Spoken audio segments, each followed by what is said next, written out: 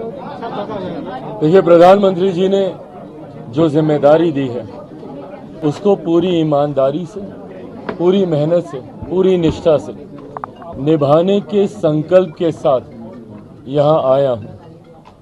Food processing की एक बड़ी जिम्मेदारी है और मैं मानता हूँ कि आने वाला समय फूड प्रोसेसिंग का ही है। ये एक ऐसा विभाग है, ये एक ऐसा क्षेत्र है जिसको अभी पूरी तरीके से बनिस्बत बाकी देशों के एक्सप्लोर नहीं किया गया है। स्कोप हद से ज़्यादा है। अगर आप दुनिया भर में फूड प्रोसेसिंग का अगर आप इन्वॉल्वमेंट देखेंगे, उसके बनिस्बत भारत में लगभग 2 से 3% भी इसका इन्वॉल्वमेंट नहीं है। आने वाले समय में जहां इसमें स्कोप बहुत ज़्यादा है, वहीं ये एक ऐसा विभाग है जो सीधा किसानों को मदद पहुंचाने का काम करेगा, जो किसानों की आय को बढ़ाने का काम करेगा, जिस लक्ष्य के साथ हमारी केंद्र की सरकार आगे बढ़ने का प्रयास कर रही है। कृषि प्रधान देश है हमारा, और ऐसे में मेरा खुद का विजन, जिसमें मैंने हमेशा इस बात का जिक्र किया है कि ज़्यादा से ज़्यादा प्रोसेसिंग यूनिट्स होने चाहिए ताकि किसानों को उनके उत्पादन का उचित दाम मिल सके, उनके आय में वृद्धि हो सके। ऐसे में मैं मानता हूं कि इस विभाग की आने वाले दिनों में एक अहम भूमिका होगी। कल प्रधानमंत्री जी से भी अनौपचारिक मुलाकात में जब बातचीत हो रही थी, उनके द्वारा भी यही मार्गदर्शन मुझे दिया गया कि इस विभाग को आने वाले दिनों में हम लोगों को नई ऊंचाइयों तक लेकर जाना है। आप विदेशों में देखेंगे जिस तरीके से दूसरे देशों में प्रोसेसिंग यूनिट्स के माध्यम से ही अधिकांश कार्य हो रहे हैं, ऐसे में हम लोग प्रोसेसिंग में अभी भी उस हद तक आगे नहीं बढ़ पाए। तो इस उम्मीद के साथ मेरे नेता, मेरे पिता आदरणीय रामविलास पासवान जी से सीखते हुए जिस जिस विभाग की जिम्मेदारी उन्होंने ली, उस विभाग को उन्होंने ऊंचाइयों तक लेकर जाने का काम किया। और ऊंचाइयां इसलिए नहीं, ऊंचाइयां इसलिए क्योंकि उसको सीधा जनता के साथ जोड़कर उन्होंने गरीब कल्याण की योजनाओं में एक अपना अहम योगदान देने का काम किया। उन्हीं से सीखते हुए, उन्हीं की सोच को आगे बढ़ाते हुए और प्रधानमंत्री जी के संकल्प को, विकसित देश के संकल्प को पूरा करने में इस विभाग की एक अहम भूमिका मैं देखता हूं। सोच के साथ हम लोग आगे अगले 100 दिन का रोड मैप क्या है आपके मंत्रालय का? क्योंकि प्रधानमंत्री जी बार-बार 100 दिन के रोड मैप की बात कर रहे हैं। मुझे कम से कम 100 घंटा दे दें, पहले विभाग को समझ लूं, जान लूं। बहुत जल्दबाजी होगी अभी कुछ भी कहना। इसके तुरंत बाद हम लोगों ने ब्रीफिंग मीटिंग रखी है, एक बार स्टडी कर लें, हम लोग पूरी तरीके से समझ लें। 100 दिन का रोड मैप आप लोग के सामने विस्तृत तौर से रखें। Earlier to that, India Alliance was saying that they were calling NDA leaders to make them prime minister. Now they are saying that it's a Junjuna Vibhag which the alliance partners are getting. Bihar के लोगों को खास तौर से कुछ मिला नहीं। Bihar has got 8 ministries, but still they are taunting. Well, I have said this repeatedly that it's not about the ministry, it's about the minister. It's never about a government, it's about the person who's leading it. It's never about an alliance, it's about the person who's leading it. It's always about the Netritva Karta, the person who's leading the thing. I have given example of my father. जो जिम्मेदारी जिस जिस विभाग की उनको दी गई, जिस तरीके से उन्होंने उस विभाग में कार्य करके उस विभाग की पहचान बनाने का काम किया, मुझे लगता है हम जितने भी सहयोगी हैं, जो जिम्मेदारी हम लोगों को दी गई है, महत्वपूर्ण विभागों की जिम्मेदारी है। और ख़ास तौर पर अगर आप उसका जुड़ाव देश के गरीब वर्ग से अगर आप देखें, फूड प्रोसेसिंग का मैंने जिक्र किया, किसानों की जब आय को दुगना करने की हम लोग सोच रखते हैं, जब किसानों को मुख्य धारा के साथ जोड़ने की हम लोग बात करते हैं, कृषि प्रधान प्रदेश है, ऐसे में आप मेरे विजन में भी देखेंगे मैंने हमेशा प्रोसेसिंग यूनिट्स की बात की।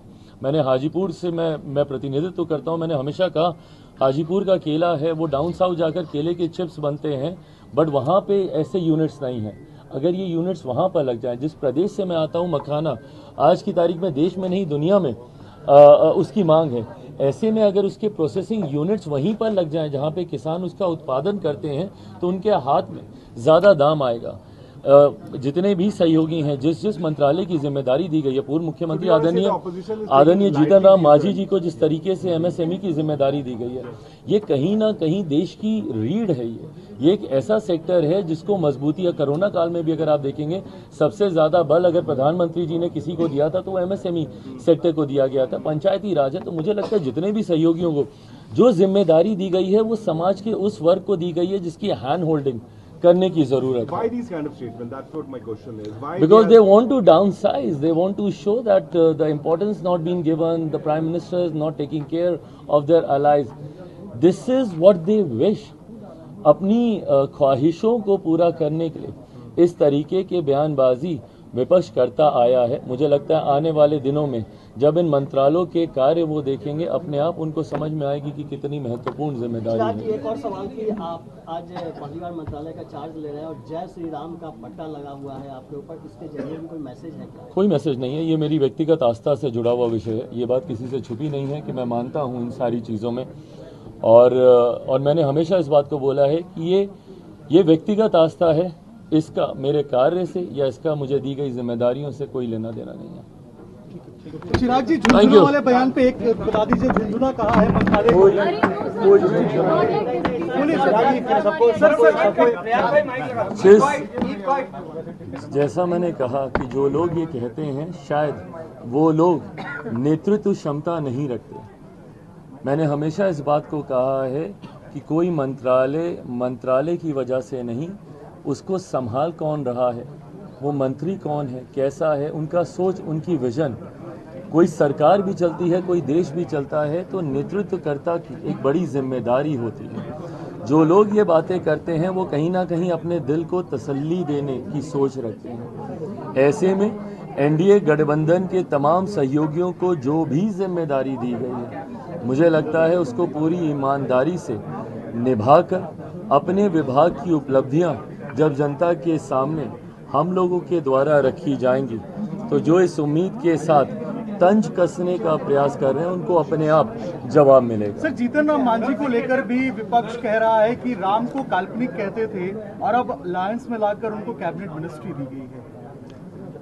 जैसा मैंने कहा कि ये सहयोगियों के समावेश की सोच के साथ आगे बढ़ने का प्रयास मेरे प्रधानमंत्री जी के द्वारा किया गया है। विपक्ष अपने दिल को खुश रखने के लिए तमाम बातें कर तसल्ली अपने आप को दे सकता है, बट हाँ, प्रधानमंत्री जी के द्वारा जो जिम्मेदारी दी गई, और ये जिम्मेदारियां दल के आधार पर नहीं होती, व्यक्ति के आधार पर होती हैं। कौन सा व्यक्ति कितना अनुभवी है, किसके पास किस मंत्रालय को आगे लेकर जाने की सोच है, इस उद्देश्य के साथ ये जिम्मेदारियां दी जाती हैं। मेरे पूर्व मुख्यमंत्री के पास एक अपना अनुभव है, और जैसा मैंने कहा कि एक बड़े विभाग की जिम्मेदारी भी उनको दी गई है। विपक्ष ये आरोप प्रत्यारोप करता रहे, हम लोग सिर्फ काम पर अपना ध्यान केंद्रित करेंगे। ना सिर्फ अगले 100 दिनों की जिम्मेदारी हम लोग के ऊपर है, 5 साल की जिम्मेदारी हम लोग के ऊपर है, बल्कि 2047 तक विकसित देश बनाने को लेकर भी हम लोग उस लक्ष्य के साथ आगे बढ़ रहे हैं। बहुत बहुत धन्यवाद। Thank you, thank you, Chirag ji, thank you, thank you, thank you, thank you.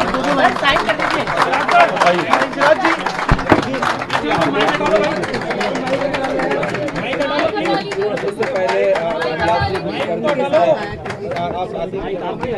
Chirag जी के साथ आए हैं।